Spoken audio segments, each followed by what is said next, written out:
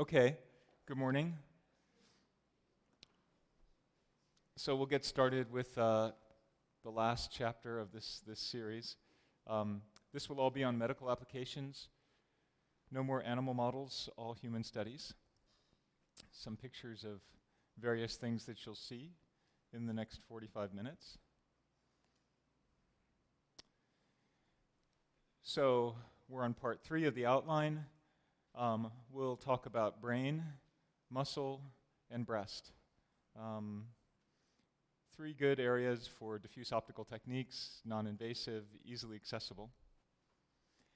So just to remind you of where the biology is coming from throughout all of these applications, this is that balance between supply and demand. And we'll be looking at how oxygen, the demand, the need for oxygen in the mitochondria will drive the vascular supply, and how disease and other perturbations like drugs can influence that balance and make fluctuations in perfusion and metabolism detectable with optical methods. So this is all about in medicine, and if technology has any legs in medicine, then it should have some commercialization and commercial impact. It should be available worldwide in clinics. Physicians should be able to use it. And the roots of these technologies that I've been talking about are in NIRS, near-infrared spectroscopy, which is a time-independent technique, a CW technique largely. And there are more than 20 oximetry companies worldwide. There are 8 FDA approved or FDA reviewed, and the FDA actually doesn't really approve anything. There's special language. They review the device and they evaluate it, they test it, they look at your data, but they don't actually approve it. So I need to change that language. So there are 8 FDA reviewed devices. None of them are TD and FD, that's time domain, frequency domain. None of them are time domain or frequency domain. They're all CW NIRS devices. And they're made by different companies, so you'll see the ones with the asterisks have FDA approval. Most of these are point probe devices. That is, they have a source and a detector, and you just sort of put that on your head or on your muscle. There are 2 that are imagers, so they involve multiple sources and detectors. And just to remind you, what is the basis of these? Many of them go through your skull and measure your cortex. And just to remind you that that actually can be done, that's the picture of me with the flashlight or the 850 nanometer LEDs in my mouth. Light is propagating many, many centimeters. I couldn't show you a picture of my brain with near-infrared light. That's very tough to do. So we just show you this picture to give you a sense for the distance over which light can propagate in the near-infrared. So this is important that there are several of these devices that are available. And they have very, very nice engineering, very nice form factors. So here are a few of them. This is the one that has the most recent FDA approval, the Infrascan. It's a small handheld unit. Some of you may have heard or are familiar with the work of Britton Chance at the University of Pennsylvania. This particular device is, this company was started by disciples, so to speak, followers, people, co-workers of Dr. Chance, and it was commercialized with technologies that he developed. This is specifically for detecting traumatic brain injury, and it's, if any of you do construction or woodworking or any projects at home, there's a device called a stud finder. So it's a kind of a device that you can put on the wall and slide it across the wall and find out where the beams are underneath so that you can then hammer something in and have a good anchor. This works very, very much on that same principle. It's a very simple stud finder, except it's looking for hemorrhage. So it's looking for a bleed underneath the skull, and it's a simple measurement that's taken on one side and then on the other side, and it's done very quickly. It's used out in the field.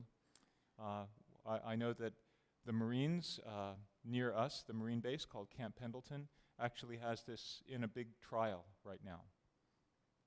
These other devices have different combinations of sources and detectors. Most of them are used for brain monitoring. In many children's hospitals, probably most in the United States right now, in the pediatric intensive care units and the neonatal intensive care units. We call those PICU and NICU. PICU and NICU. So in those intensive care units, if you walk into one, you'll see babies with these probes on their heads. And the market share for that is this Covidian INVOS device, which actually is on it's really used widely throughout the world, and increasingly now with adults. But in neonates, where their lungs are not fully developed, and we don't know if they're able to fully oxygenate their brain, this is a device that's quite useful, and it provides the physicians with a trend monitor of oxygenation and allows them to perhaps adjust the conditions of the incubator so that they can better perfuse the brain, so it's better oxygenated.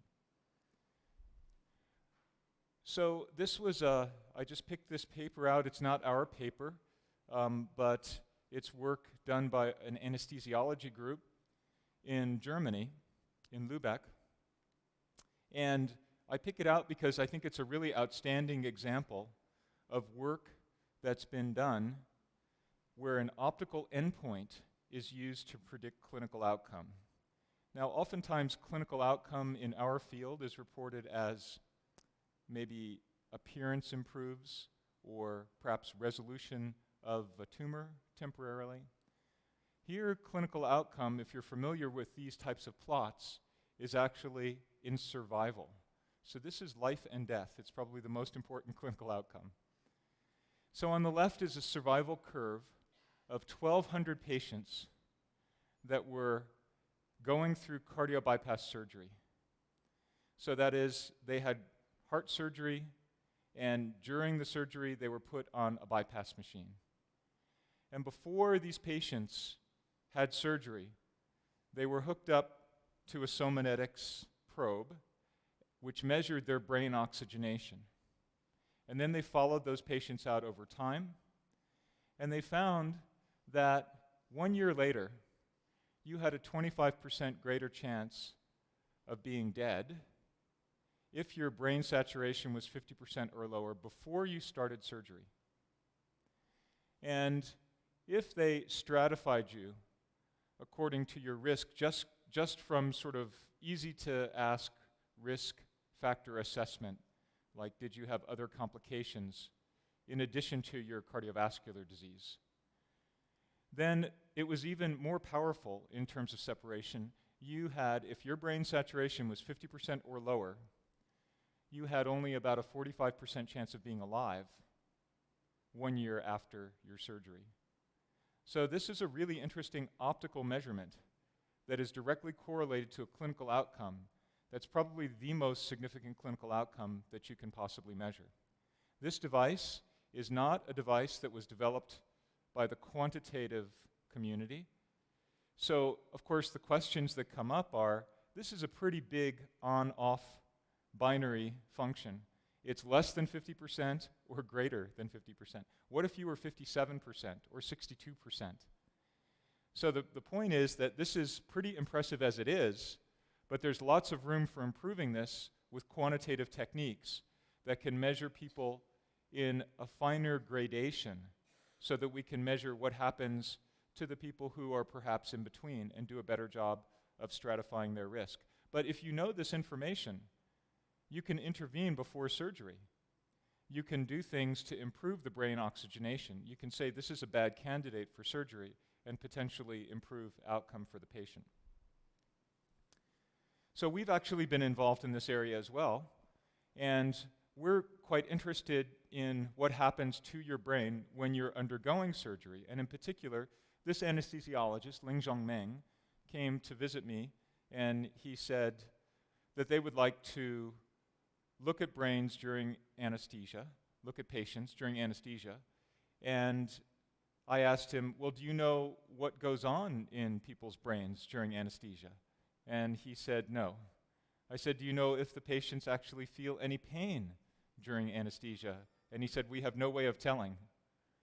So there are a lot of interesting unanswered questions that the anesthesiologists really can potentially answer with these technologies. So our first one that we tried to address was when you go under anesthesia, your blood pressure drops. That's part of how they do anesthesia. Your mean arterial pressure drops. And then the anesthesiologist gets paid to make sure your pressure goes back up, make sure your cardiac output is good, control your ventilation, and so forth. So they can use different drugs. These are called pressor agents. And they act in different ways that increase your peripheral vascular resistance or possibly increase your cardiac output so that your mean arterial pressure goes back up so you don't crash. If your pressure goes down, you can't perfuse. You have cerebral autoregulation works pretty well under a range of pressures. But if your pressure drops too low, then it's impossible for your brain to pump enough blood into it. So they have to put your pressure back up. So here are two agents, ephedrine and phenylephrine. And we looked at these, compared them to see what happens to the oxygenation in your brain when you get one versus the other. So let's look at the phenylephrine and sort of fast forward down to this bottom plot. This is your saturation. So when this bolus is given, your brain saturation drops. And then as it wears off, it comes back up. Then they have to give you another bolus because your pressure starts to drop again. So depending upon how long you're under anesthesia, your saturation may drop 4 or 5, 6%, come back up, drop back down, come back up. So if you have a very lengthy procedure, the extent of the drop and the number of drops is very important for your post-operative cognitive function. And other studies now have been done that show that if your saturation drops frequently and low enough, that you will score poorly on a post-operative cognitive test. Now, whether or not those impairments persist over time is a subject of much debate, but I think most people acknowledge that anesthesia can definitely induce confusion post-operatively, and it can lead to permanent brain damage, depending upon the extent of the drop in saturation. But interestingly, in this older compound, ephedrine, there is no change in brain oxygenation. And we can kind of get a little bit of insight in this by looking at what happens to the cardiac output, and the mean arterial pressure. So this drug impacts the cardiac output. The mean arterial pressure goes up very, very high. It goes up fairly quickly. In the ephedrine, it goes up much more slowly, and there's no impact on the cardiac output. And you would expect that if this ramps up the mean arterial pressure pretty fast, then the cardiac output has to drop in order to compensate for that, or you would blow up, so to speak. So it's interesting, and optical techniques are ways to monitor this potentially. We've been very involved also in looking at brain and muscle together, since we know that they work together. And one of the best examples of this is in exercise. So this is a cycling ergometer. This is one of my students. He's got a near-infrared probe. This is a time domain technique. Actually, this machine is made by Hamamatsu, so it's a time-resolved device, which we measure, as you recall from the first lecture, a pulse of light goes in, and we measure the whole temporal point spread function. We fit that to a model, and we can calculate absorption and scattering. This instrument has 3 different wavelengths in it, 3 different diode lasers, so that we can calculate oxy and deoxyhemoglobin and the tissue scattering. Here's another probe on his muscle, and we also have a whole metabolic rig, a mask that measures VO2 and tidal CO2. We have EKG also on the subjects. And I'll show you just some examples. So here is a subject, and the blue line is the brain oxygenation, and the black line is the muscle. And here is this subject just resting and then unloaded pedaling. And in this shaded area, they're undergoing ramped exercise. So we're increasing the resistance by 20 watts per minute until they're exhausted. So we don't tell them when to stop. The subjects just decide, I can't take it anymore, I want to stop. So the first thing to look at that's quite interesting is the brain oxygenation looks pretty level, but it suddenly starts to turn here, and it starts to drop. And the first question, if you're just not an expert or anything, you just look at this data, you wonder, is this person exhausted? This is not muscle area. This is prefrontal cortex. So this is not looking at the part of the cortex that's controlling the leg muscles or the arm. This is the executive function, the integrative function of the brain. So is this person just deciding I've had enough, or are the muscles deciding for that person that they've had enough? So here's what's happening to the muscle. The oxygenation drops as well. Because muscle is working, you're utilizing oxygen, you need to produce ATP. So let's take a closer look. With these techniques, we can separate oxyhemoglobin from deoxyhemoglobin. So here we're focusing on the brain, and we see there's a steady increase in oxyhemoglobin, so the brain perfusion is increasing. But here we also see that at some point, we start to see a rise in deoxyhemoglobin in the brain. So the steady increase in oxygenation is quite interesting, or in oxyhemoglobin is interesting.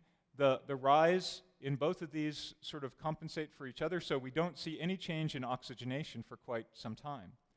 But we start to see a drop in oxyhemoglobin while there's still a continued rise in deoxyhemoglobin, and that's where we begin to see this saturation drop.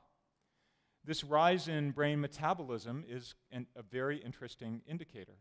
So there's something going on in terms of metabolism. It's not just blood flow. And this change that we see, the drop in oxyhemoglobin, is actually correlated with end-tidal CO2. And I just got this data last night, and I just put it in this morning as I was talking to Colin.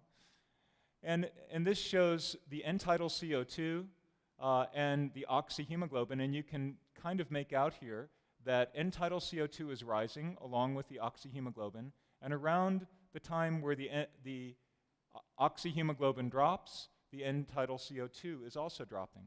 Now, what does that mean? What is end-tidal CO2? So you make ATP in your cells. And remember, the brain doesn't store glucose, so it needs to have this constant supply of glucose and oxygen.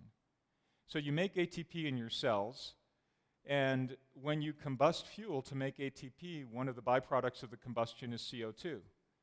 That makes its way into the blood. Ultimately, it's exchanged in the lungs, and it comes out. And so you can measure that.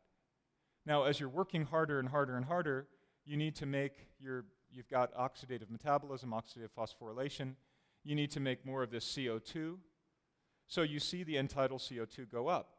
And you see that the perfusion is increasing in the brain as that goes up. Now, it's also helped. Why is the perfusion in the brain increasing? Well, the CO2 concentration goes up in the blood. CO2 is a vasodilator.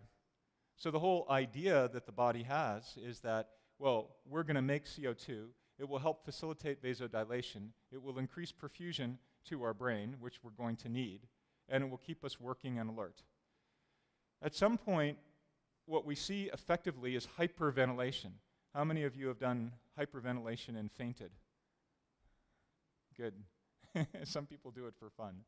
So you can hyperventilate, which means that you can breathe too fast for your body to be able to react in a sense. So your CO2 starts to go down. And that's what's happening here. Your CO2 is going down. So you can't get enough air to support all of these activities, the oxidative phosphorylation. This is probably coincident with the conversion from oxidative metabolism to glycolytic metabolism. And what we see then is CO2 goes down, so the pH in your blood also goes down.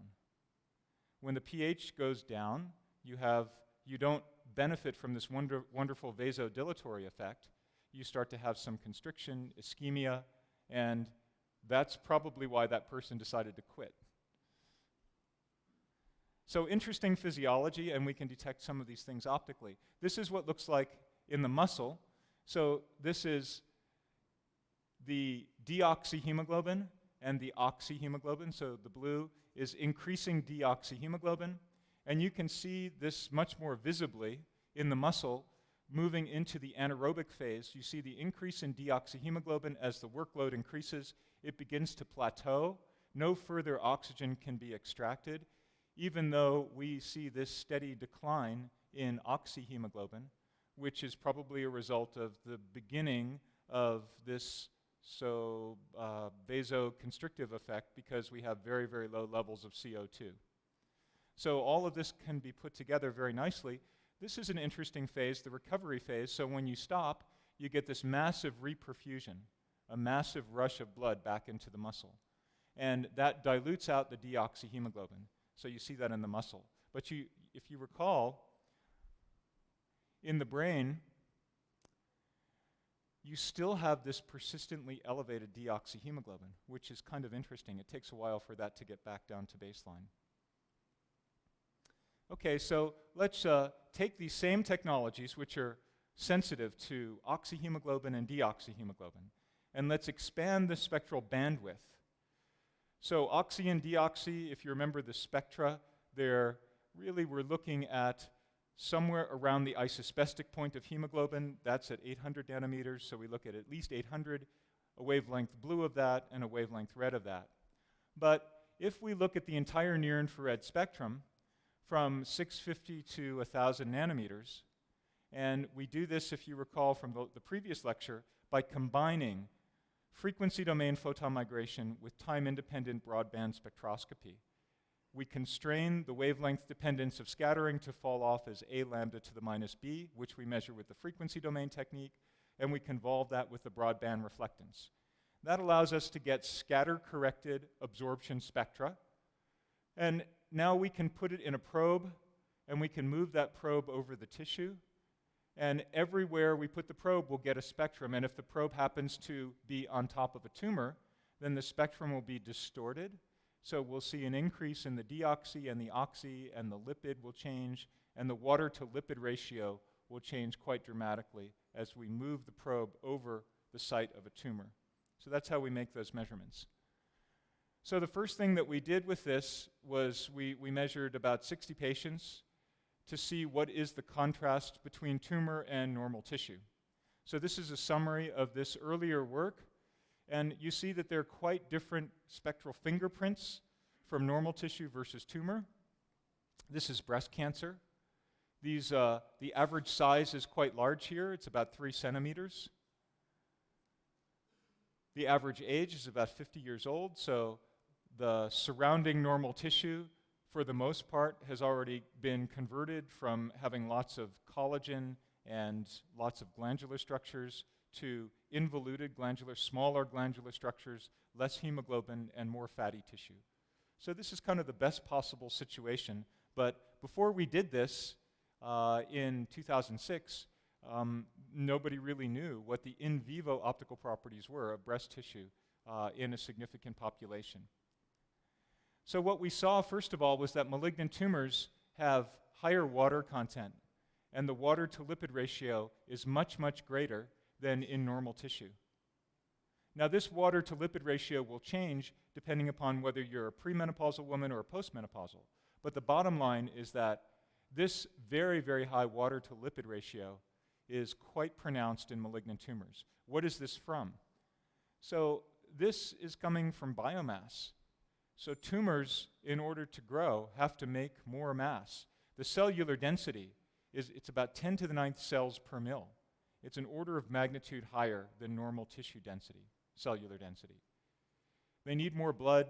They need more lipid constituents because to have all those cells, all those lipid membranes, you need more proteins. All of that also involves water. But also, as tumors grow, they develop vasculature that's very leaky, and water leaks out of the vasculature and is sequestered. It's stored in the extravascular, extracellular space. And if you're a surgeon and you press on a tumor, you'll say, that's a tumor. You can feel that from the mechanical properties. And some of that has to do with the high interstitial fluid pressures, the high osmotic pressures of tumors. There's lots of water in there. It makes them very firm. It also has to do with the cellular density. But recall that cells are mostly water. So if you have a lot more cells, and even if you don't extravasate, you'll have a lot more water in that tissue volume. Now, in order to make all of this biomass, you have to have fuel, and the fuel is delivered by blood vessels. So to sustain this operation, we have to have more oxyhemoglobin and deoxyhemoglobin. And you may have heard of the terminology angiogenesis. So that is exactly an optical measurement of angiogenesis. The total hemoglobin is a surrogate for angiogenesis. It's really the best imaging technique to be able to measure that. So we can also distinguish between deoxyhemoglobin, which is in these bluer wavelengths of the isospestic point, and oxyhemoglobin, where the peak sensitivity is redshifted of the isospestic. So there's more deoxyhemoglobin, there's more oxyhemoglobin, there's more total hemoglobin. In general, the saturation levels are lower, but that can fluctuate. That's not as reliable. That's not as consistent. And no one has seen in our field consistently lower oxygenation in tumors. And I'll come back to that at the end. So tumors clearly create their own optical contrast, so we can take that probe and we can put that in many locations on the tissue, and we can make a map of what do the optical properties look like and where is the tumor.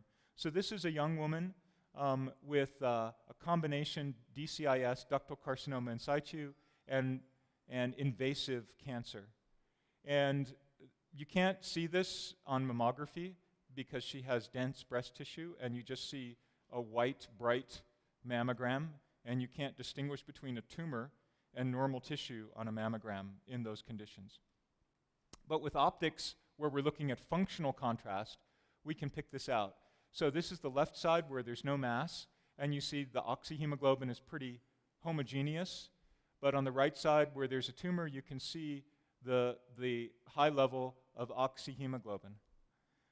Deoxyhemoglobin, it's more or less constant on the left side, but you see the outline of the deoxyhemoglobin. And this is more or less what we see.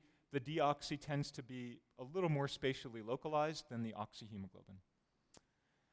Water content, we see substantially increased water content. Lipid content tends to be reduced. And we can form what we call a tissue optical index.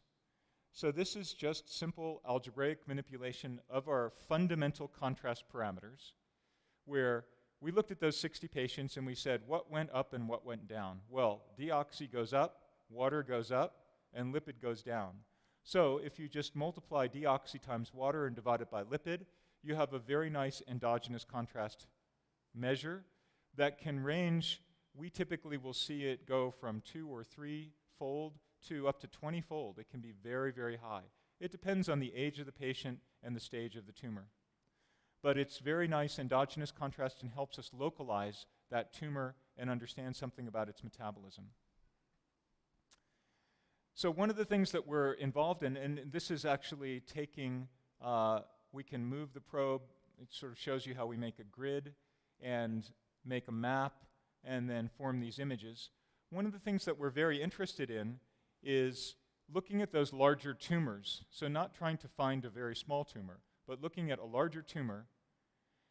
Increasingly, oncologists now will give chemotherapy before surgery. That's called neoadjuvant chemotherapy, pre-surgical neoadjuvant chemotherapy. So this started to become very popular in the early 2000s in the United States, and it's really grown worldwide.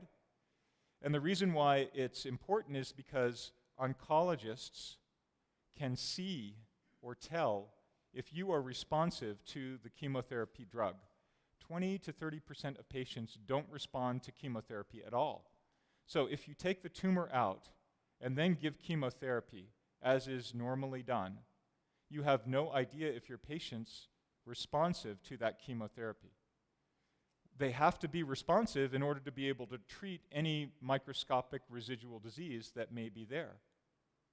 So this is a way of helping you see whether the patient is responsive, and you can shrink the tumor so that you can maybe do better, more effective surgery. So you begin to treat these micrometastases, and you can improve the surgical outcomes. And what's most important is that if you can get the tumor to go away, as determined by a pathologist once the patient has surgery, that's called PCR, pathologic complete response, then this is statistically correlated with better 5-year survival, better outcomes, survival for the patient. If it doesn't go away, the outcome is not as good, the survival is not as good. So here, what we're trying to do is we put the probe at the tumor, the normal tissue, we make our maps. We can see that here are the spectra of these specific regions. So the tumor spectra, lots of contrast. The normal tissue spectra, it looks quite different. These are the scattering spectra. They're also different. Here's 6 weeks after the first dose of chemotherapy, and patients will undergo chemotherapy for 4 to 6 months, quite a long time.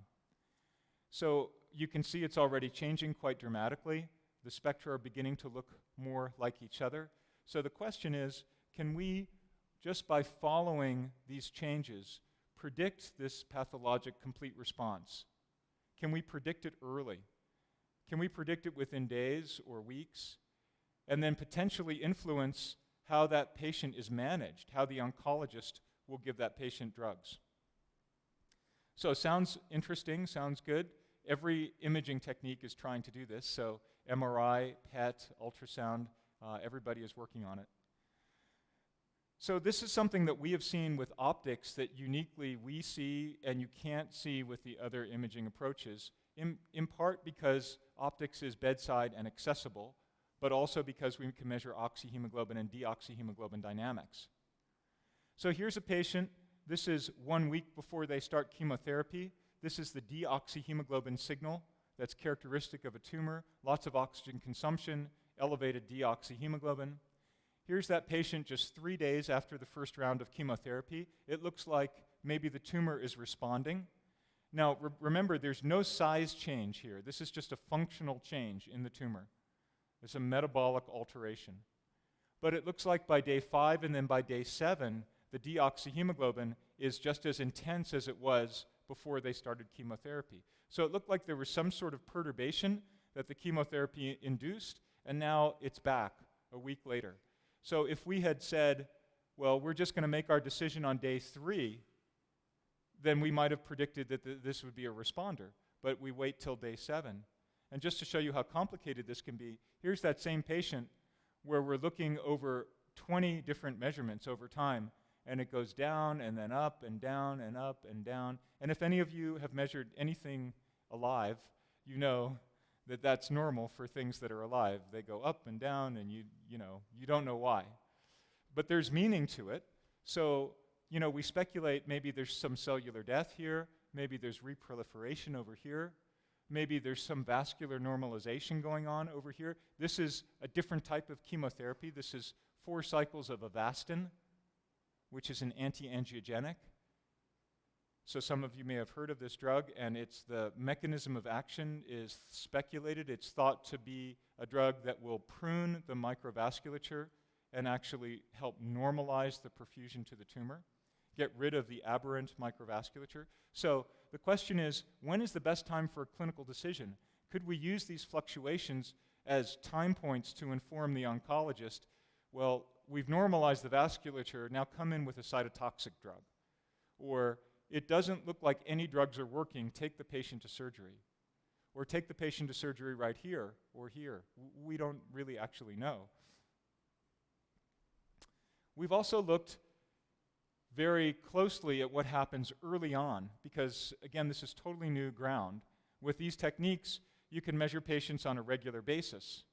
So what we observed was what we call an oxyhemoglobin flare response. And this is actually well known in the PET, the nuclear imaging community, PET, positron emission tomography, where oftentimes they'll see an unusual increase in the PET signal when a patient has chemotherapy, some dramatic metabolic alteration. And this is actually what we can see optically without a radionuclide and without a PET imager. So patients who are non-responders, so here's oxyhemoglobin in this particular patient, and this is 1 day later after chemotherapy. We see basically no change. In patients that are PR, partial responders, and PCR, pathologic complete responders, we see an increase in oxyhemoglobin in terms of the amount and its spatial extent, and we call this a flare response. So what's interesting is that we were able to predict the non-responders by the absence of flare. So that's another measurement for oncologists that they don't normally have, that they would like to have. If you could know within a day of giving your patient chemotherapy that they're not going to respond to it, that can change the equation of how you treat the patient. Now, we can go even further back in time, so that's 1 day after the first dose, and ask the question just like those anesthesiologists did as they tried to predict the outcome, the survival for the patients who were undergoing cardio bypass surgery. What about the oxygenation in the tumor before you even start chemotherapy? So this is the results, the sum of about a little over 40 patients who went through chemotherapy over about 5 years in our study, in our program. And this is the saturation, the oxygenation, the median oxygenation for the pathologic complete responders. And it's significantly higher than the non-complete responders. And if we look at the ROC curve, the sensitivity versus 1 minus specificity, we see that saturation actually performs pretty well. You can look at this numerically. So there's a cutoff value of about 76.7, 77%. The sensitivity and specificity are around 70%. So what's remarkable for this is that this is a measurement done on the tumor before the patient starts chemotherapy, and it has pretty good predictive power for outcome for that patient without any chemotherapy at all. Why would oxygenation be a good indicator? Well, we know, and lots of studies have been done on cellular systems, more controlled systems that show oxygen is important. You need to have good oxygenation in tumors in order for them to be responsive to chemotherapies and radiation therapies. We also know that these high interstitial fluid pressures are so great, and the vasculature from tumors is so pliable, so flexible, that they can shut down the vasculature and lead to this cascade of declining oxygenation. So the high pressure in the tumor compartment can further shut down the blood flow into the compartment. So then if you give a drug that has to come in through the blood, it actually doesn't adequately perfuse the tumor. So there are two things that are operating at the same time. So the bottom line is this: if you have better perfused tumors, you can get drug more adequately to the tumor, and if there's more oxygen available, you probably have cells that are in a proliferative state that can actually even be responsive to the chemotherapy. So this is probably a pretty good measure. Now, what's done conventionally are what do we call molecular subtyping. So we look at ER, estrogen receptor, PR, progesterone receptor. We look at HER2, so the HER2 receptor. And that subtyping is done, and that is used to try to predict how patients will respond. And they're actually individually okay, so that's done by pathology. But if you combine ER, estrogen receptor status, with saturation, then we actually even get better sensitivity and specificity. So the ER is available as a standard pathologic measurement. Saturation can be easily done just before surgery, so there's some potential for that. So let me try to summarize some of the mechanisms in cancer therapy. We've seen pre-therapy sensitivity to oxygenation, and this can help reflect or help us predict the outcome for patients. We have early optical sensitivity to cell death and vascular damage. So the oxyhemoglobin flare tells us about the vascular reactivity of the tumor. It can potentially tell us if a patient is not responsive. The chemotherapeutic drug literally perturbs the vasculature, the endothelial cells, the tumor cells are dying, and there's an inflammatory response that's initiated in the tumor. Patients will report feeling very flushed, and so that's highly correlated with this tumor flare response. When we see drops in deoxyhemoglobin and oxyhemoglobin, there's reduced cellular consumption, and ultimately this is correlated with diminished or destroyed vasculature over time. And the drop in water that we see is related to loss of cellular water. Cells are going away, we're reducing the biomass, we're normalizing the vasculature over time. And these functional changes that we see with optics are prior to anatomic changes. So we've started a national multi-center trial to validate these endpoints, and we've just actually now enrolled 59 of the 60 patients, so we're almost done with enrollment. And MD Anderson and Boston University both have small portable instruments. The other sites have these larger, earlier generation instruments that are about as big as a refrigerator. The new sites have little desktop units, so it's fast-moving technology. And this is kind of a snapshot of the technology. So I started doing this actually in about 1990, and it took up a whole room, and we had big lasers, and we had these Optical cells to modulate the light source externally from the laser, and it was a fairly elaborate contraption. In kind of the mid-2000s, we went to a cart, this is based on a network analyzer, which, interestingly, Brian is here, so one of his former grad students, Steen Madsen, came and was one of my first postdocs and worked on that network analyzer-based instruments. And we still use that, but what we've done essentially is we've reduced a network analyzer, commercially available network analyzer, to a board, in a sense, and now we have board-based technology. So this device is about the size of an external hard drive. It has 4 lasers in it and 2 avalanche photodiode detectors, and that does hundreds of frequencies. So it's got a 400 megahertz bandwidth, 4 lasers, 2 APD detectors, and can make a measurement in seconds or sub-seconds, depends on how much information content that we want to have. And where are we going with this? Well, we can take those individual frequency domain units, we can add our spectrometers and build a probe with multiple views. So we can have many source and detector combinations. This is one where there are 4 different views, but in every view we have hundreds of optical wavelengths, hundreds of modulation frequencies. So previously that was not possible to do because we would have had to have one refrigerator unit and then another refrigerator unit.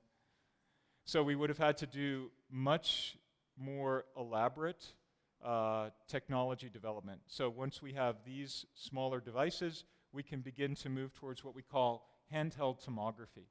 So much like ultrasound has these linear arrays of detectors, sources, and detectors, phased array systems, we can do the same type of thing.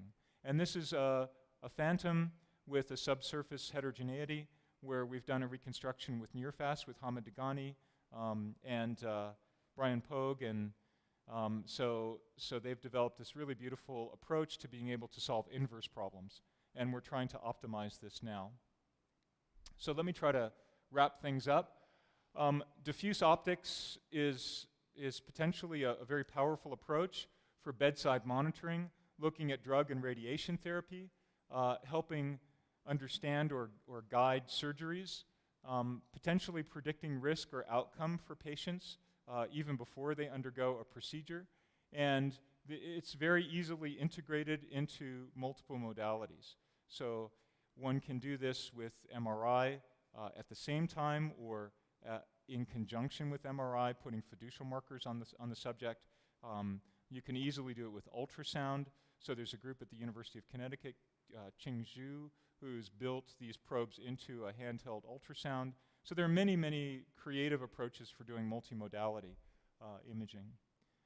And fantastic group of people who've worked on all of these technologies.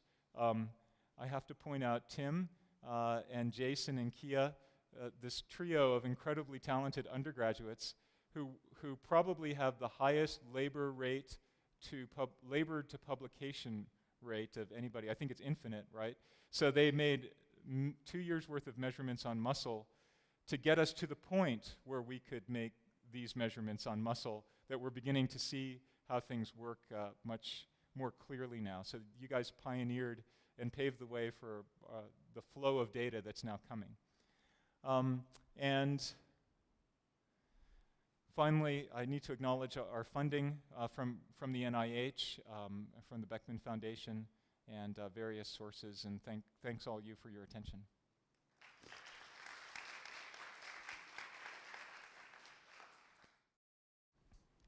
We've heard over several lectures here how important oxygenation is for photodynamic therapy, and I was wondering if you've looked at using this to either monitor or predict the therapy, and also how the resolution of the system compares to the size of the PDT treatment areas. Yes, great question.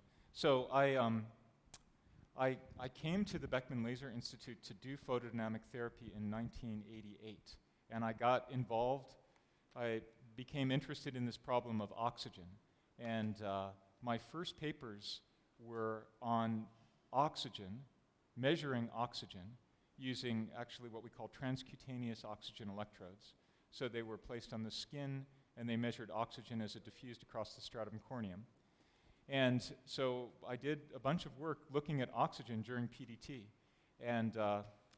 And so we developed these measurements and models to understand how oxygen can be depleted from the tissue, and then that drop in oxygen led to a release of oxygen from the oxyhemoglobin that was in the reservoir, so to speak, and how you could turn light on and off, and you could dose fractionate, essentially, and improve the outcome. So that was, I guess we were ahead of our time.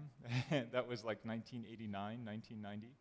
But from that work, which you can go back and take a look at, it's kind of interesting, I got very interested in what was going on with the light as it went into the tissue, and how to measure the fluorescence. And then I discovered, as people were developing these techniques of photon migration, that it wasn't so simple. I couldn't just measure the fluorescence. I had to know what was absorbed and what was scattered. So 10 years later, finally, I had a terrific graduate student, his name is Tuan Pham, who did do those studies. As we built this technology, we got a better understanding of the tissue optics and how to make those optical property measurements dynamically.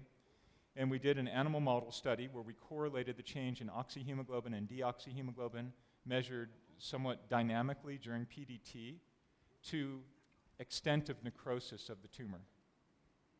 So we did see, and I forgot where we published this, maybe it was photochemistry, photobiology, but it's late 90s, before all of you were born.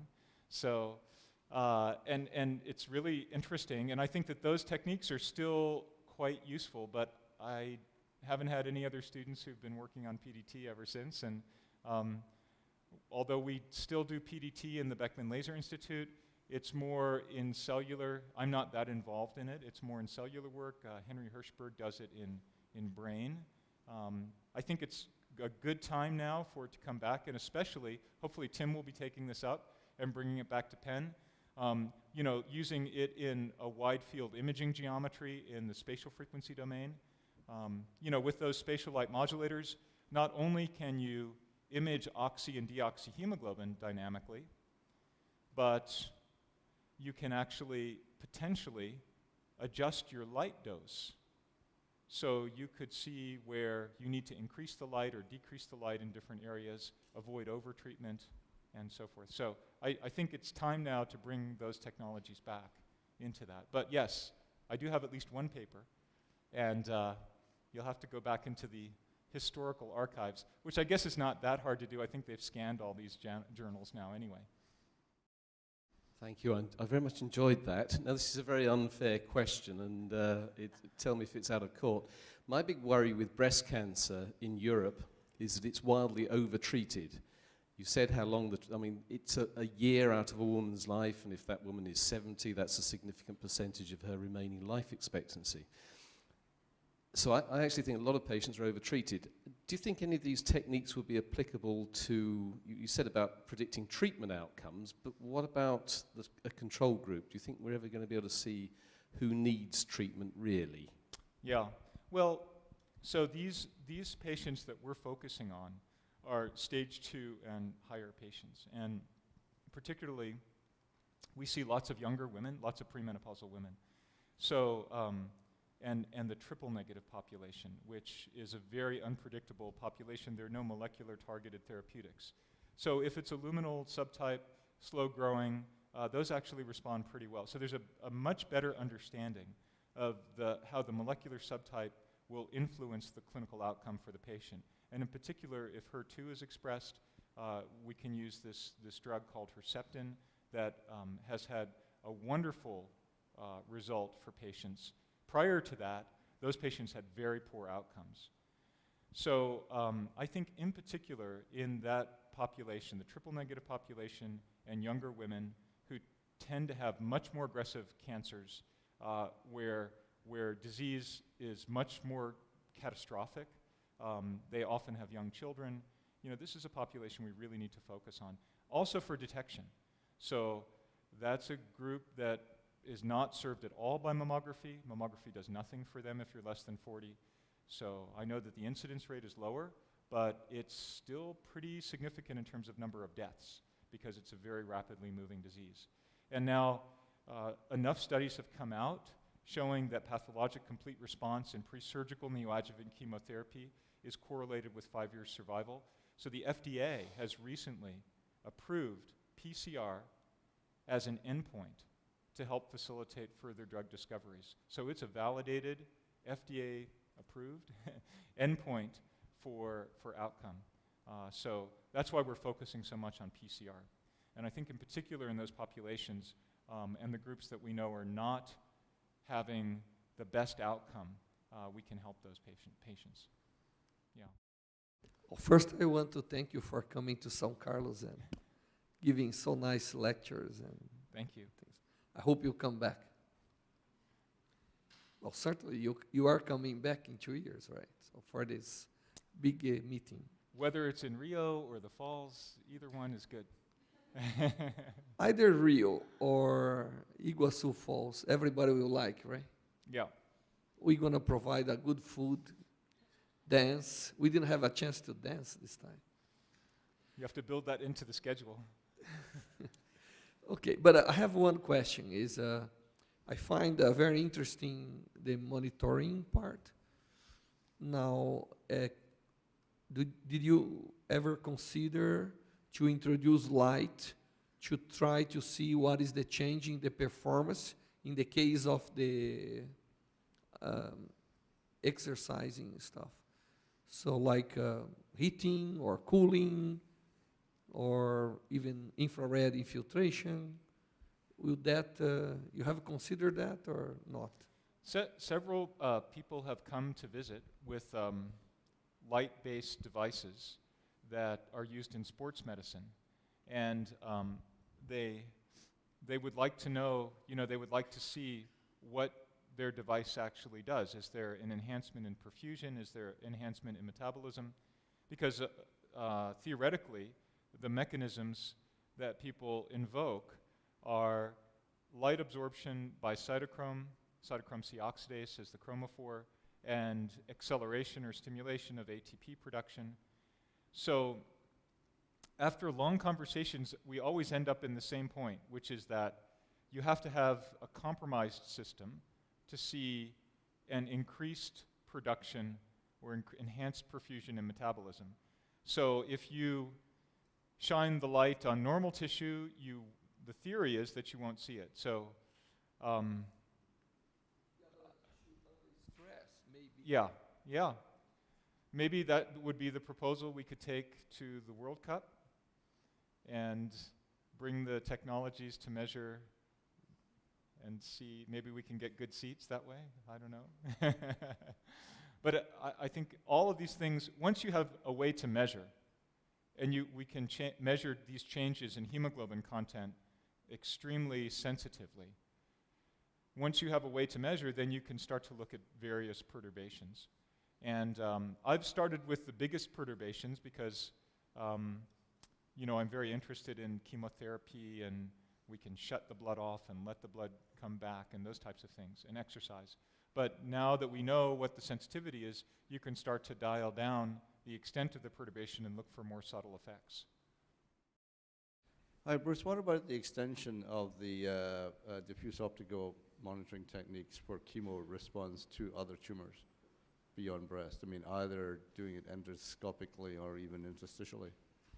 So our next, you know, in the plan to move to the next set of tumors, we have a Sarcoma Protocol, which unfortunately has gone we haven't enrolled any patients because my postdoc that was working on it left, and so we have, you know, nobody to focus on that. Also, sarcoma is it's fairly rare, but it's incredibly important, and it affects kids, and so these are tumors that are typically found in the extremities.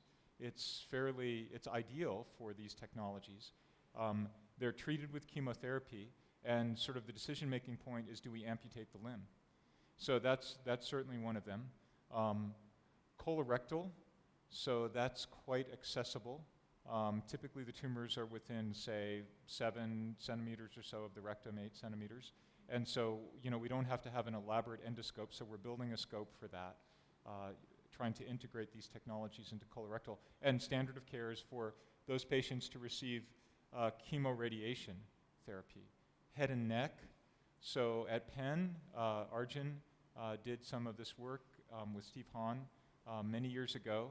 Again, they had a grad student who did it, and then the grad student left. So there's, you know, such sparse activity and so many important needs.